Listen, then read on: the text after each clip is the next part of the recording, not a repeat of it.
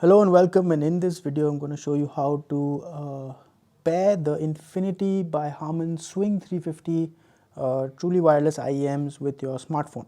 So as you can see, this is what you get in the box. When you buy the product, you get the case which have the IEMs, the Swing 350 IEMs inside them. There's a pouch, a carrying pouch. You get some three extra ear tips. You get a micro USB charging cable, and you get some documentation. Okay, so we don't need all of that. We're just going to keep that to the side. Do make sure that you've charged this for a little bit, and let's just go ahead and pair it and show you how to set it up. So what you need to do is you need to open the case.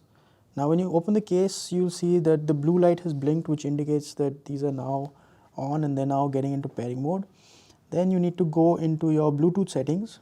All right, and as you can see, this is now started to blink red and blue, which means it's now ready to pair. You click on pair new device, and these show up as Infinity Swing 350. So go ahead and click Infinity Swing 350. It says pairing.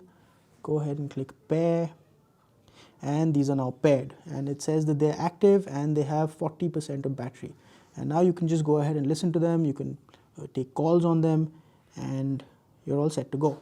So there you have it, folks. That was how you set up and how you pair your Infinity by Harman Swing 350 truly wireless in-ear headphones with your smartphone.